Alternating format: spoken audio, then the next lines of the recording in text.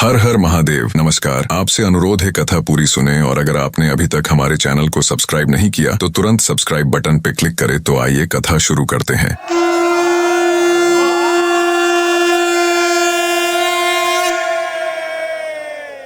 किसी नगर में एक साहूकार रहता था जिसके घर में धन की कमी नहीं थी, लेकिन उसे संतान सुख प्राप्त नहीं हुआ था, जिस कारण वह बहुत परेशान रहता था। पुत्र प्राप्ति की इच्छा से वह हर सोमवार व्रत भी रखता था और पूरी श्रद्धा के साथ शिव मंदिर जाकर भगवान शिव और पार्वती जी की आराधना करता था। उसकी भक्ति भाव से माँ पार्वती प्रसन्न हो गईं और भगवान शिव से उस साहूकार की मनोरथ पूर्ण करने का आग्रह करने लगी। पार्वती जी की इच्छा सुनकर भगवान शिव ने कहा कि हे पार्वती, इस संसार में हर प्राणी को उसके कर्मों का फल मिलता है और जिसके भाग्य में जो है उसे भोगना पड़ता है। लेकिन पार्वती जी ने साहूकार की भक्ति का मान रखने के लिए उसकी मनोकामना पूर्ण करने के लिए कहा। माता पार्वती के आग्रह पर शिव जी ने साहूकार को पुत्र प्राप्ति का वरदान दिया, लेकिन साथ ही यह भी कहा कि इस बालक की उम्र केवल 12 वर्ष ही होगी। माता पार्वती और भगवान शिव की बातचीत को साहूकार सुन रहा था, जिसे सुनकर न तो उसे कोई खुशी थी और न ही दुख। वह पहले की तरह ही शिव जी की पूजा करता रहा। कुछ समय के बाद साहूकार को पुत्र की प्राप्ति हुई। जब वह बालक 11 वर्ष का हुआ तो उसे पढ़ने के लिए काशी भेजा गया। साहूकार ने पुत्र के मामा को बुलाया और उसे बहुत सारा धन दिया और कहा कि तुम इस बालक को काशी विद्या प्राप्त करने के लिए ले जाओ और मार्ग में यज्ञ कराते जाना। जहाँ भी यज्ञ कराओ वहाँ ब्राह्मणों को भोजन कराकर दक्षिणा देते हुए जाना। दोनों मामा भांजे इसी तरह यज्ञ कराते और ब्राह्मणों को दान दक्षिणा देते हुए काशी की तरफ चल पड़े। रास्ते में एक नगर पड़ा जहाँ नगर के राजा की कन्या का विवाह था, लेकिन जिस राजकुमार से उसका विवाह होने था वह एक आंख से काना था, जिसकी जानकारी लड़की और उसके घर वालों को नहीं थी। राजकुमार के पिता ने अपने पुत्र के काना होने की बात को छुपाने के लिए एक चाल सोची। साहूकार के पुत्र को देखकर उसने सोचा कि क्यों न इस लड़के को ही दूल्हा बनाकर राजकुमारी से विवाह करा दिया जाए। विवाह के बाद इसको धन देकर विदा कर दूंगा और राजकुमारी को अपने नगर ले आऊंगा। उसने लड़के को दूल्हे के वस्त्र पहनाकर राजकुमारी से उसका विवाह करा दिया, लेकिन साहूकार का पुत्र ईमानदार था। उसने मौका पाकर राजकुमारी की चुन्नी पर लिख दिया कि तुम्हारा विवाह तो मेरे साथ हुआ है, लेकिन जिस राजकुमार के साथ तुम्हें भेजा जाएगा वह एक आंख से काना है। मैं तो काशी पढ़ने जा रहा हूँ। राजकुमारी ने चुन्नी पर लिखी बात अपने माता पिता को बताई। राजा ने अपनी पुत्री को विदा नहीं किया। दूसरी ओर साहूकार का लड़का और उसका मामा काशी पहुँचे और वहाँ जाकर उन्होंने यज्ञ किया। जिस दिन लड़के की आयु 12 साल की हुई उसी दिन यज्ञ रखा गया। लड़के ने अपने मामा से कहा कि मेरी तबीयत कुछ ठीक नहीं है। मामा ने कहा कि तुम अंदर जाकर सो जाओ। शिवजी के वरदानुसार कुछ ही देर में उस बालक के प्राण निकल गए। मृत भांजे को देख उसके मामा ने विलाप शुरू किया। संयोगवश उसी समय शिवजी और माता पार्वती उधर से जा रहे थे। पार्वती ने भगवान से कहा, स्वामी, मुझे इसके रोने के स्वर सहन नहीं हो रहा। आप इस व्यक्ति के कष्ट को अवश्य दूर करें। जब शिवजी मृत बालक के समीप गए तो वह बोले कि यह उसी साहूकार का पुत्र है जिसे मैंने 12 वर्ष की आयु का वरदान दिया। अब इसकी आयु पूरी हो चुकी है। लेकिन मातृभाव से विभोर माता पार्वती ने कहा कि हे महादेव, आप इस बालक को और आयु देने की कृपा करें, अन्यथा इसके वियोग में इसके माता पिता भी तड़प तड़प कर मर जाएंगे। माता पार्वती के आग्रह पर भगवान शिव ने उस लड़के को जीवित होने का वरदान दिया। शिव जी की कृपा से वह लड़का जीवित हो गया। शिक्षा समाप्त करके लड़का मामा के साथ अपने नगर की ओर चल दिया। दोनों चलते हुए उसी नगर में पहुंचे जहां उसका विवाह हुआ था। उस नगर में भी उन्होंने यज्ञ का आयोजन किया। उस लड़के के ससुर ने उसे पहचान लिया और महल में ले जाकर उसकी खातिरदारी की और अपनी पुत्री को विदा किया। इधर साहूकार और उसकी पत्नी भूखे प्यासे रहकर बेटे के आने की प्रतीक्षा कर रहे थे। दोनों ने प्रण लिया था कि यदि उन्हें अपने बेटे की मृत्यु का समाचार मिला तो वह अपने शरीर त्याग देंगे, परंतु अपने बेटे के जीवित होने की बात सुनकर वह बेहद प्रसन्न हुए। उसी रात भगवान शिव ने व्यापारी के सपने में आकर कहा, मैं तेरे सोमवार के व्रत करने और व्रत कथा सुनने से प्रसन्न होकर तेरे पुत्र को लंबी आयु प्रदान कर रहा हूँ। इसी प्रकार जो कोई सोमवार व्रत करता है या कथा सुनता है उसके सभी दुख दूर होते हैं।